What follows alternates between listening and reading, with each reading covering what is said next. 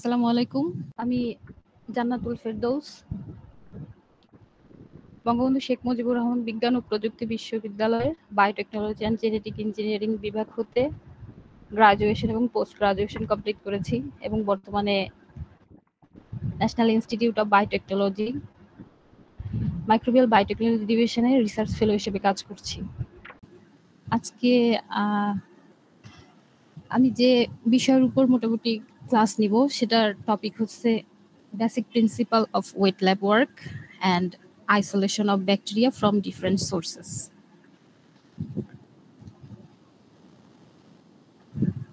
Class নেওয়ার শুরুতেই আমি একটা প্রশ্ন রাখতে চাই সবার কাছে, সেটা হলো why we perform research experiment? আমরা কেন রিসার্চ এক্সপেরিমেন্ট করব, কেন করি?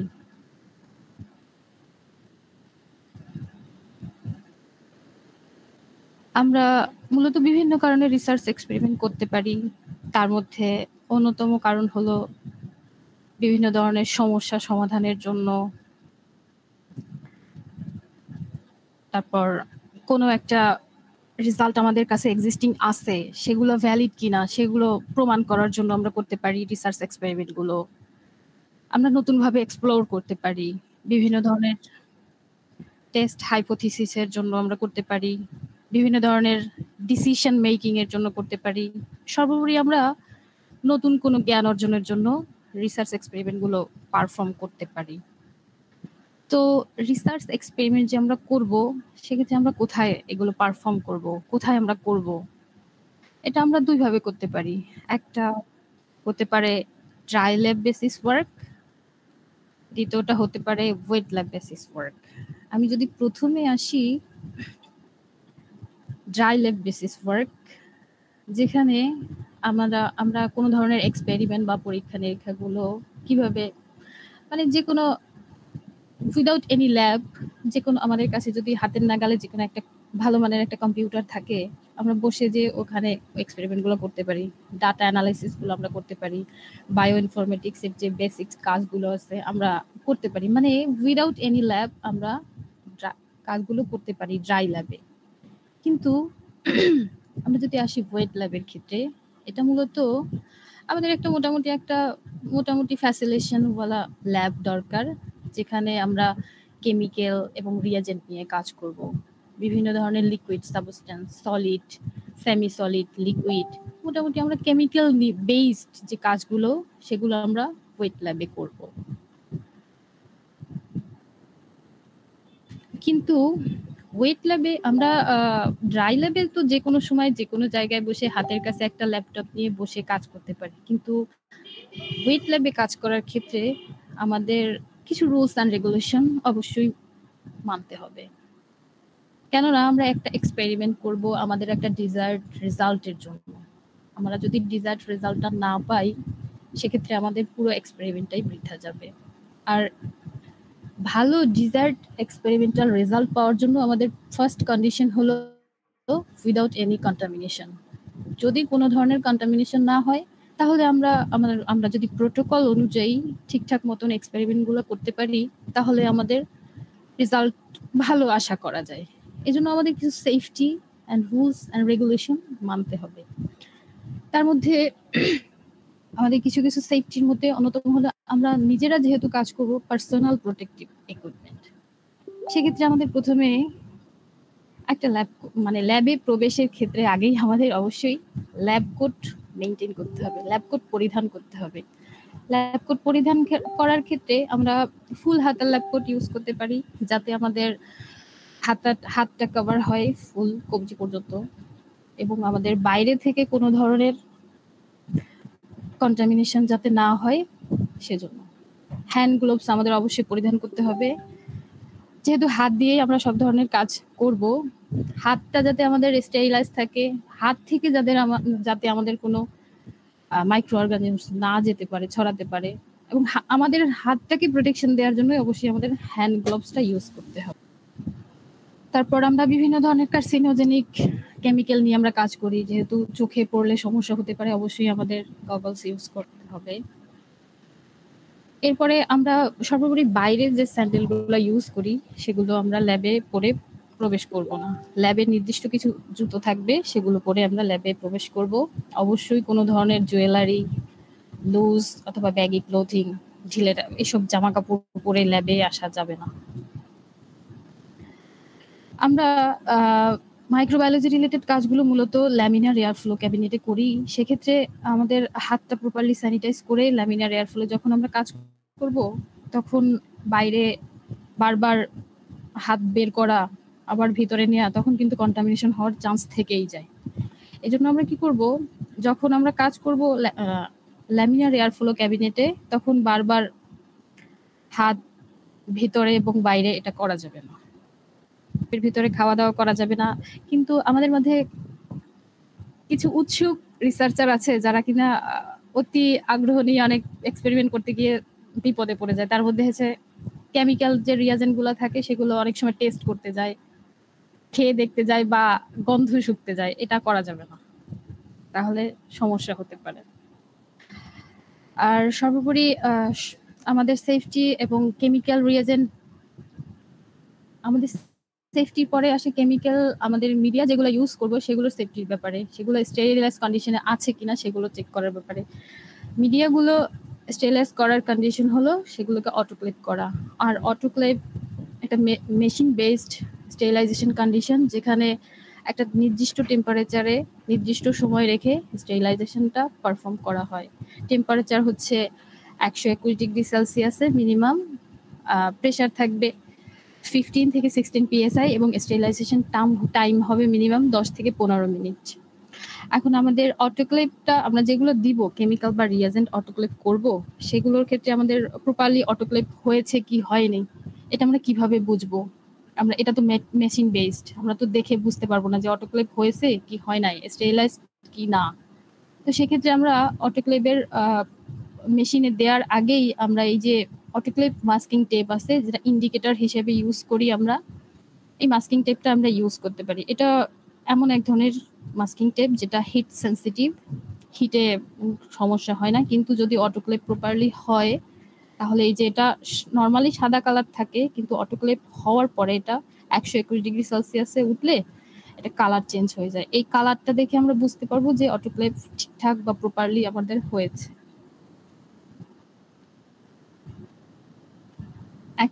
এটা গেল basic safety rules and regulation আমাদের। কিন্তু এখন আমরা দেখব কিভাবে আমরা ব্যাকটেরিয়া আইসোলেশন করতে পারবো বিভিন্ন সোর্স থেকে। তো আমরা এই পর্যন্ত দেখলাম মানে basic rules and safety, microbiology ল্যাবে কাজ করার আগে যেগুলো আমাদের মোটামুটি মানতে হবে সেগুলো। এখন আমরা দেখব কিভাবে আমরা ব্যাকটেরিয়া আইসোলেট করতে পারি বিভিন্ন সোর্স থেকে। তো ব্যাকটেরিয়া খুবই ছোট মানে ক্ষুদ্র মাইক্রো অর্গানিজমস, যেটা আমরা সচরাচর খালি চোখে দেখতে পাই না। তাহলে আমরা এটা নিয়ে কিভাবে কাজ করব? এটা নিয়ে আমরা এক্সপেরিমেন্ট কিভাবে করব? আমরা যেহেতু দেখতেই পাই না। তো এই যে ক্ষুদ্র ক্ষুদ্র মাইক্রো অর্গানিজমস, ব্যাকটেরিয়া, আমরা এগুলো নিয়ে কাজ করব। এগুলো তো খালি চোখে দেখা যায় না, মাইক্রোস্কোপ ছাড়া তো আমরা দেখতে পাই না। তো কিভাবে আমরা কাজ করব? কিভাবে আমরা ল্যাবে এ নিয়ে এক্সপেরিমেন্ট করব? সেক্ষেত্রে ব্যাকটেরিয়াও কিন্তু খালি চোখে দেখা যায়। যদি আমরা একটা সার্টেইন একটা কন্ডিশনে তাকে গ্রো করার সুযোগ দেই, তাহলে কিন্তু আমরা এটা দেখতে পাবো এবং মোটামুটি এটা নিয়ে কাজ করতে পারবো। সেক্ষেত্রে আমাদের প্রথমে কি করতে হবে, ব্যাকটেরিয়া কালচারের জন্য কালচার মিডিয়া বানাতে হবে। কালচার মিডিয়া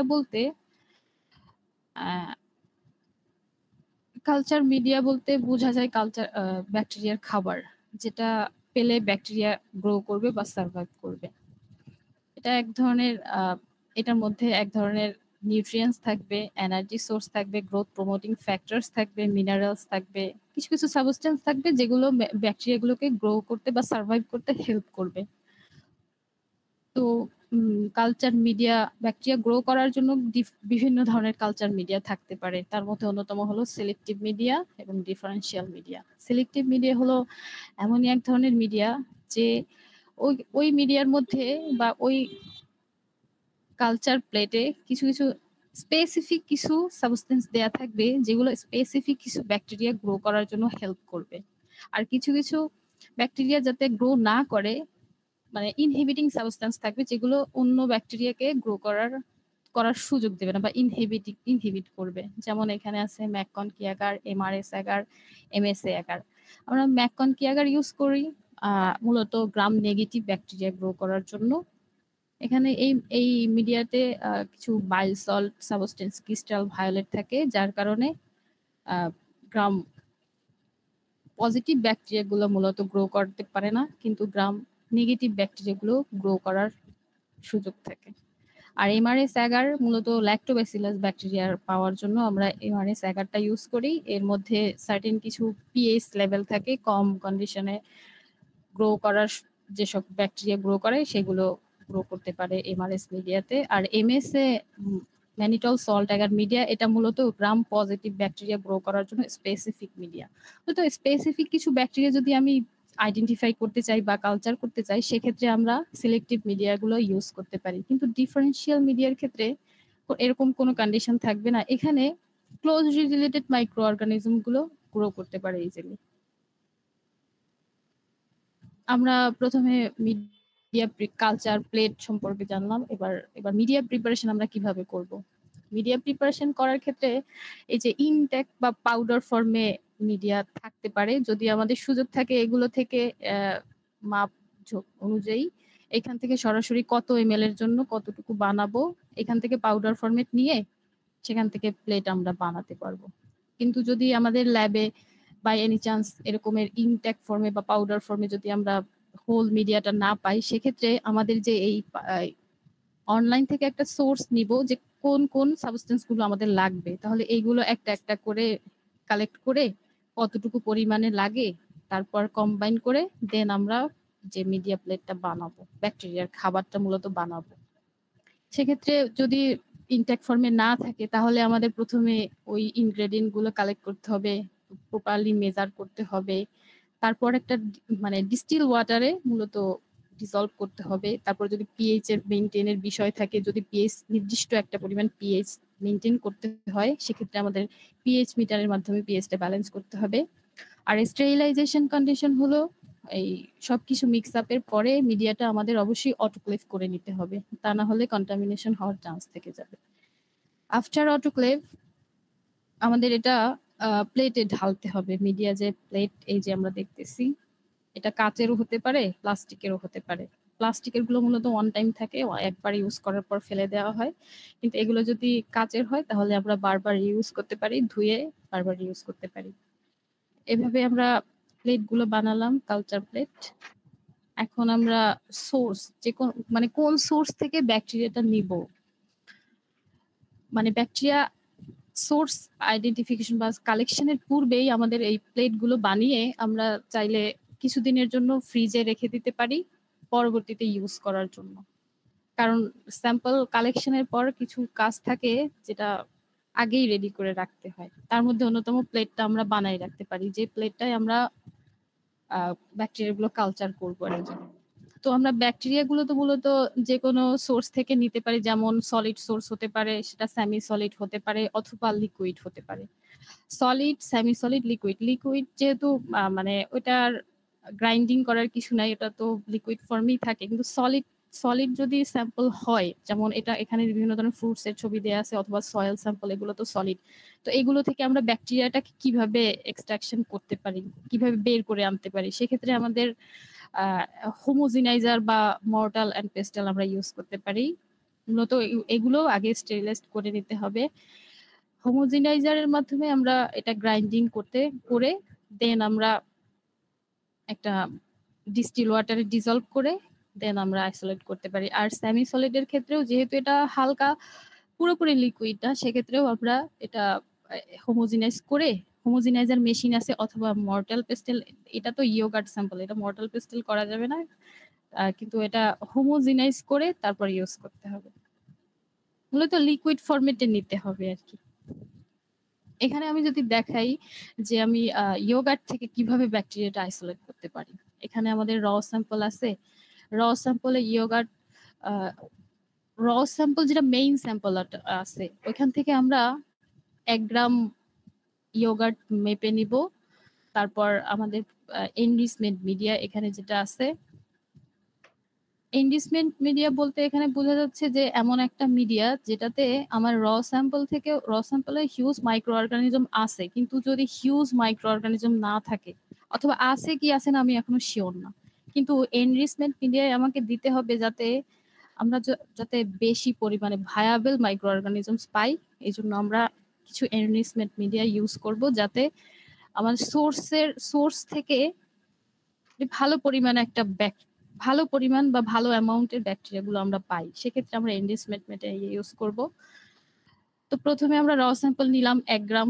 1 গ্রাম এখানে 9 ml এনরিচমেন্ট মিডিয়া হিসেবে পেপটন ওয়াটার নিলাম। এখানে ইনোকুলেট করলাম, মানে এখানে 1 গ্রাম নিয়ে এনরিচমেন্ট মিডিয়া আমরা দিলাম, টোটাল 10 ml হয়ে গেল। এটা ভর্টেক্সিং করে দেন আমরা ইনকিউবেট করব। এটা মিনিমাম 2 দিন রাখতে হবে এনরিচমেন্ট করার জন্য, ভায়াবিলিটি পাওয়ার জন্য এবং গ্রো করার জন্য। 2 দিন ইনকিউবেশনের পরে তারপর আমরা সিরিয়াল ডাইলুশন করতে পারি। এখানে আমাদের যথেষ্ট পরিমাণে মাইক্রো অর্গানিজম অলরেডি গ্রো করেছে। সেখান থেকে আমাদের তো এত মাইক্রো অর্গানিজম, আমাদের মূল টার্গেট হলো সিঙ্গেল ব্যাকটেরিয়া কালেকশন করা। সিঙ্গেল ব্যাকটেরিয়া কালেকশনের ক্ষেত্রে কিন্তু আমরা যে এখানে দেখেছি যে আমাদের কালার, নর্মাল কালার এটা চেঞ্জ হয়ে গেছে, মানে এটা যথেষ্ট পরিমাণ ব্যাকটেরিয়া অলরেডি গ্রো করে গেছে। যদি কালার চেঞ্জ না হতো তাহলে আমাদের ভায়াবল ব্যাকটেরিয়া বা যথেষ্ট পরিমাণ ব্যাকটেরিয়া আমাদের এর মধ্যে নাই, এটা দেখে বোঝা যেত। কিন্তু আমাদের টার্গেট হলো সিঙ্গেল কলোনি বা সিঙ্গেল ব্যাকটেরিয়া কালেকশন করা। তো সেক্ষেত্রে আমাদের একটু এর যে পরিমাণ বা ডেনসিটিটা আছে সেটা কমাতে হবে। সেটা কমানোর জন্য আমরা কি করব? সেটা কমানোর জন্য আমাদের সিরিয়াল ডাইলুশন করতে হবে। 10-fold সিরিয়াল ডাইলুশন আমরা করতে পারি। সেক্ষেত্রে আমরা টেস্ট টিউব নিতে পারি। 10-fold এর জন্য 10টা টেস্ট টিউব নিতে পারি। এখানে দেখানো হয়েছে 5টা। এটা আমাদের মেইন স্যাম্পল। এখানে আমাদের যদি 100% আমরা কাউন্ট করি, এখান থেকে যে টেস্ট টিউব গুলো আছে সেখানে আমরা 9 ml করে ডাইলুয়েন্ট দেব। আমরা এখন কিসে ডাইলুট করব? এটা হতে পারে ডিস্টিল ওয়াটার হতে পারে, তারপর স্যালাইন ওয়াটার হতে পারে, অথবা বিভিন্ন ধরনের বাফার হতে পারে। বাফারের মধ্যে আমরা ডাইলুট করতে পারি।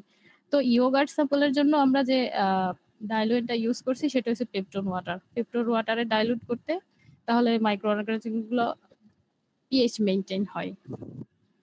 এখানে স্টক সলিউশন থেকে আমরা প্রথমে 1 ml দিয়ে দিলাম 9 ml পেপটন ওয়াটারের মধ্যে। তারপর ভর্টেক্সিং করে এটা হয়ে গেল 10⁻⁻1 fold ডাইলুশন। তারপরে এই ভর্টেক্সিং পরে এখান থেকে ট্রান্সফার করলাম 1 ml, এটা হয়ে গেল 10⁻²।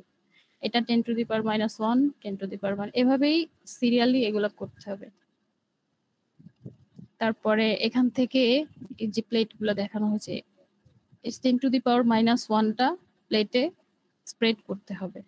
স্প্রেড আমি এখন কতটুকু করব, কতটুকু মাইক্রো অর্গানিজম নিলে আমার ভায়াবিলিটি পাওয়া যাবে, সেক্ষেত্রে আমাকে এখানে এই যে 10⁻1 টেস্ট টিউব থেকে 100 মাইক্রোলিটার পিপেটের মাধ্যমে নিয়ে স্প্রেড করতে হবে।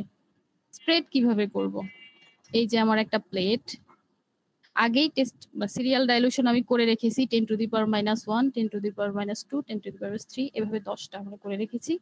এখন ওইখান থেকে 10⁻1 এর টেস্ট টিউব থেকে আমরা 100 মানে 100 মাইক্রোলিটার পিপেট নিয়ে জাস্ট সেই আগের বানানো কালচার প্লেটে 100 মাইক্রোলিটার এখানে দিলাম।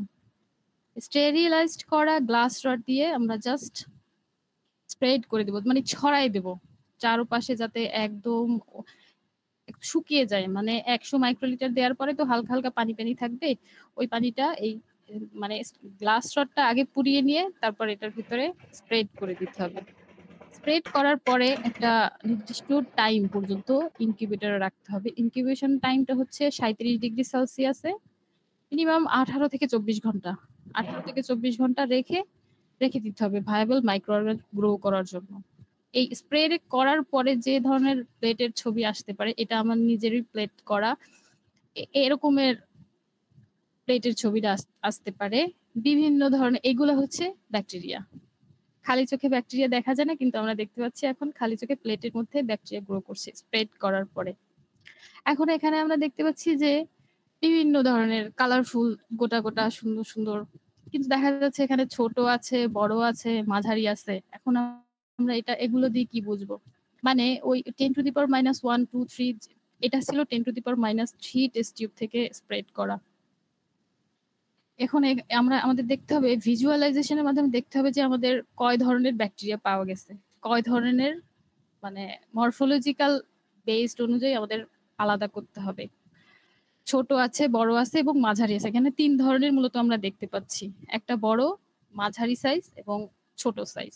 তো এখান থেকে আমাদের আবার আলাদা সাবকালচার করতে হবে। মানে সাবকালচার গুলো বলতে বোঝা যায় এখান থেকে ব্যাকটেরিয়া গুলো এই যে বড়টার জন্য একটা প্লেট নিতে হবে, মাঝারিটার জন্য একটা প্লেট নিতে হবে এবং ছোটটার জন্য একটা প্লেট নেবে। এইখান থেকে একটা কলোনি অতি সাবধানতার সহিত নিয়ে ওই প্লেটে কালচার করতে হবে। মানে কালচার করতে হবে সেটা হচ্ছে স্ট্রিগিং করতে হবে।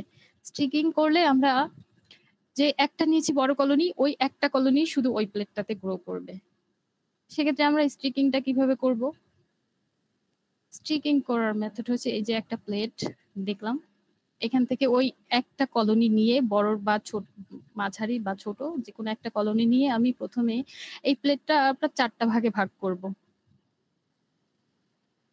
একটু যদি একে দেখাই,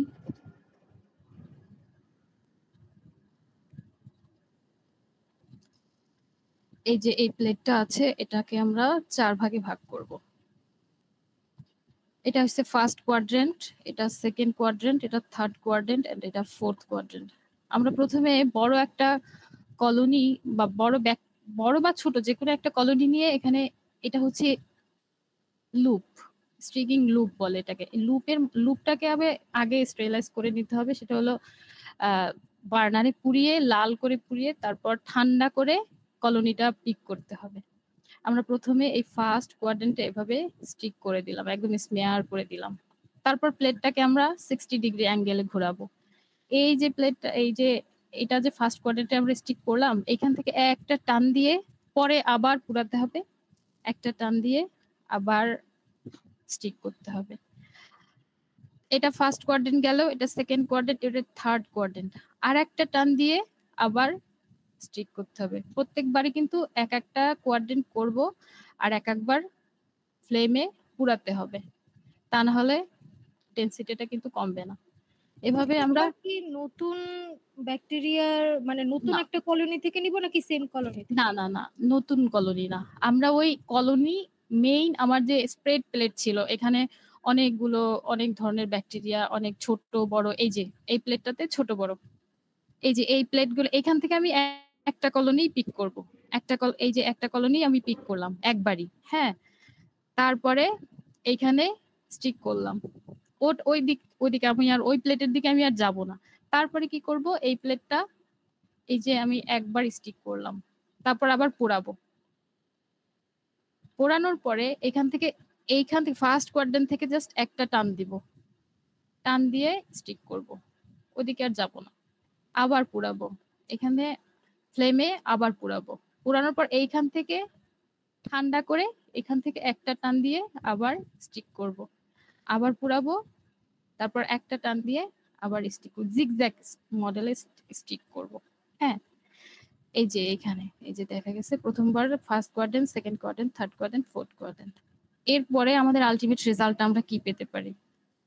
এই যে আমার এখানে একদম শুরুতে যেটা নিয়েছিলাম সেখানে পোড়ানোর আগে, মানে প্রথম যে কলোনিটা নিলাম সেখানে এত ডেনসিটি আসছে, এখান থেকে আমরা কিন্তু ব্যাকটেরিয়া কাউন্ট করতে পারবো না। হিউজ অ্যামাউন্টের ব্যাকটেরিয়া আছে, কতগুলো আছে আমরা জানি না। তারপর ওই একবার পোড়ানোর পরে যে আমরা স্টিক করলাম এইগুলা, এখানে একটু হচ্ছে, কিন্তু থার্ড কোয়াড্রেন্টে মোটামুটি একটু কমছে। ফোর্থ কোয়াড্রেন্টে এসে আমরা সিঙ্গেল কলোনি পাইছি। মানে এটা ছিল কিন্তু সেই বড় ব্যাকটেরিয়াটার একটা একটা সিঙ্গেল কলোনি। মানে এটা আমাদের পিওর কলোনি বলা যায়।